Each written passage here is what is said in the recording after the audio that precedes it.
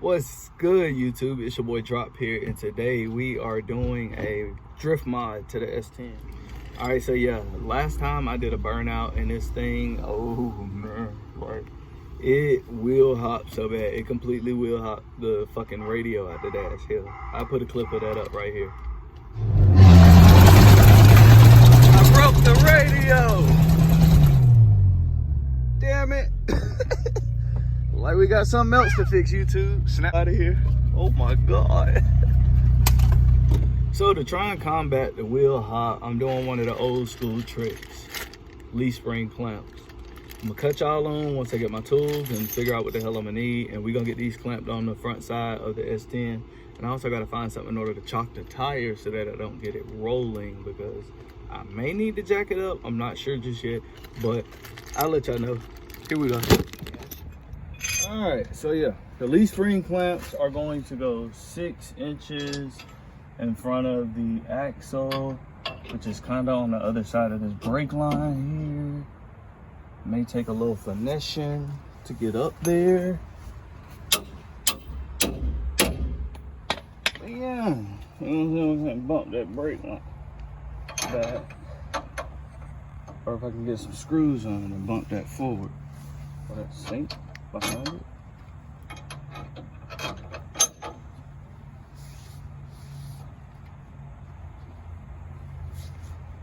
You can pause it. All right, now that I got the clamp placed, I put the washers on there, the 219 mil bolts.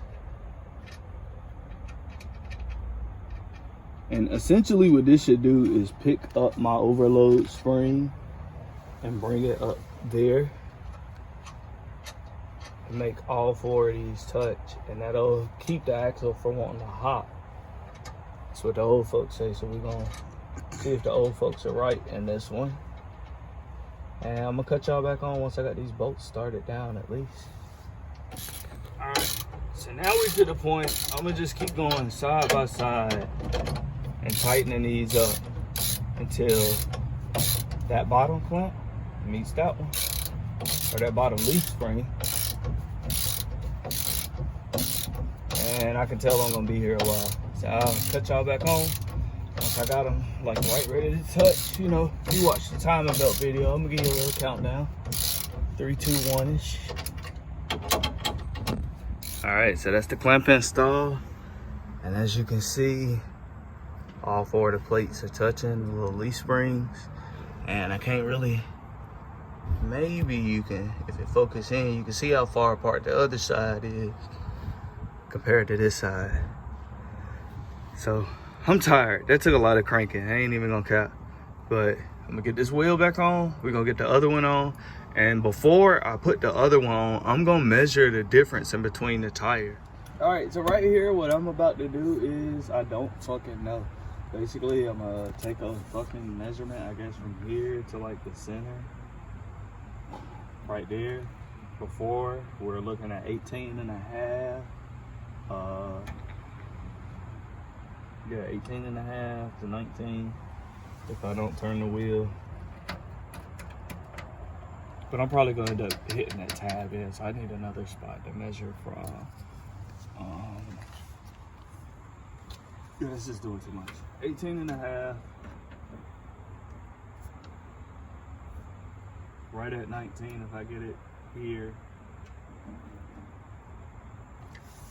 I guess I'll hit that in after I do the leaf spring clamp. But yeah, I'm gonna go ahead and get this wheel off, get it jacked up, get that clamp on. And we're gonna see how much it actually comes down, because I did hear it lowers these things about 1 inch or 2. Let me sit all my shit down right here again, dude.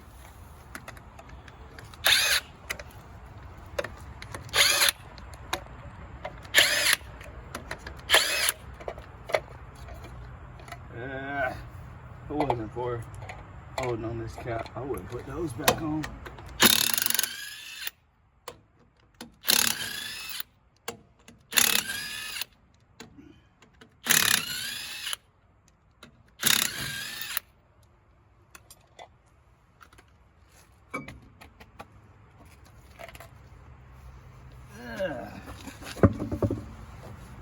Oh shit, that fell in the wheel. Let's not do that. Let's see if we can do this just like the last time. Oh, I'll let you step over here. Show me strap that. Clamp. Almost 6 inches in front of the axle. There's still that damn brake line in the way.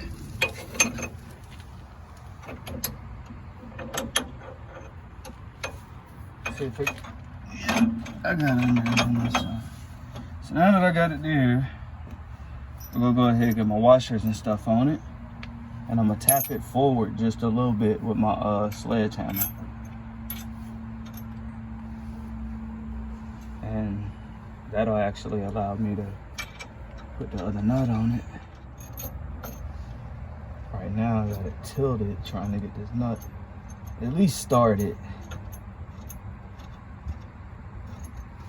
And yeah, once I got it tucked down, I'll be able to go ahead, as I said, give it a little bump on the bottom and slide it forward some, so it's 100% in place.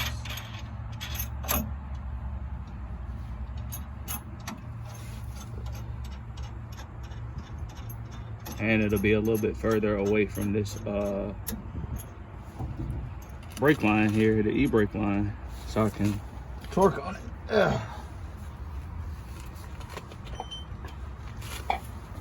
I just hit my hand on the bottom of that.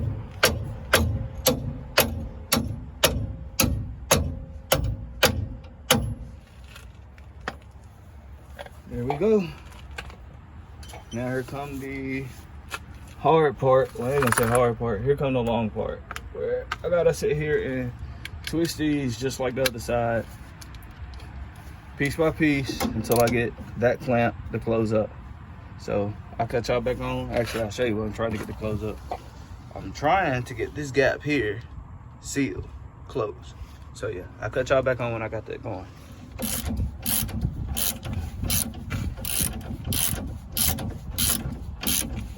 I see it closing.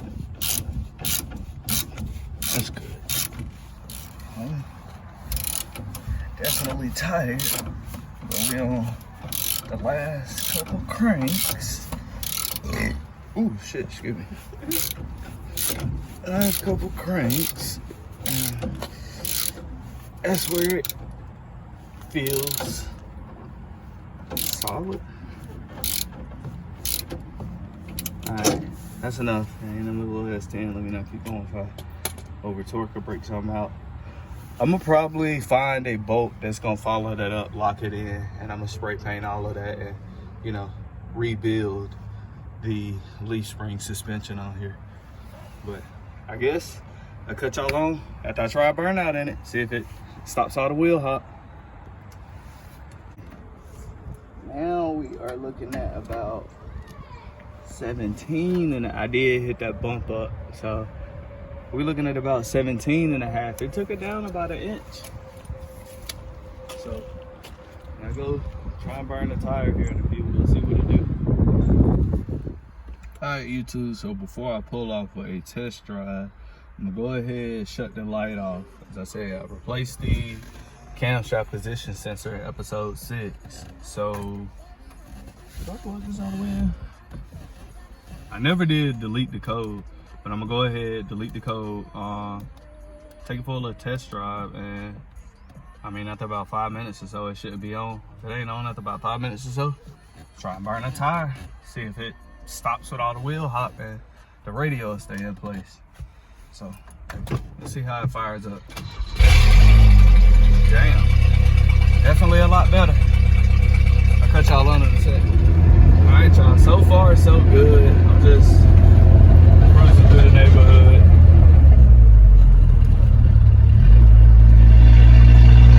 Nothing too crazy. As I said, it only took it about 5 to 10 minutes for that light to pop on. So I knew when it was, I should have a general knowledge of time whenever it'll pop on.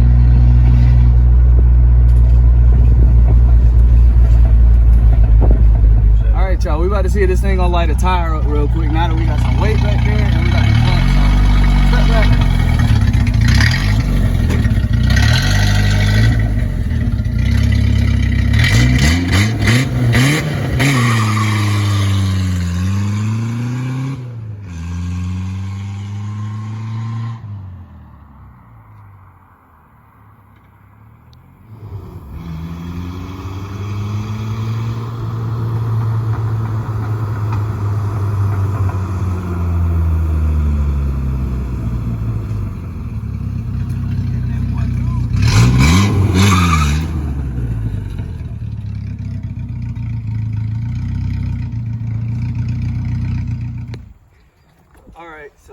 definitely tons less wheel hop. It ain't perfect. I mean, it still is highly the fuck underpowered, but a whole lot less wheel hop. Now I can start playing with putting the spool in it, get both of them going, and getting a wet system back there. That wet system gonna get them tires wet, and then with the tires wet, it'll be a little easier, you know, help the little 90 horsepower out as far as turning it. But is that a little posi track right there? Damn. Let me find out. I appreciate y'all for being here. Thank you for watching the whole video. The leaf spring clamps did help. As I said, way less wheel hop.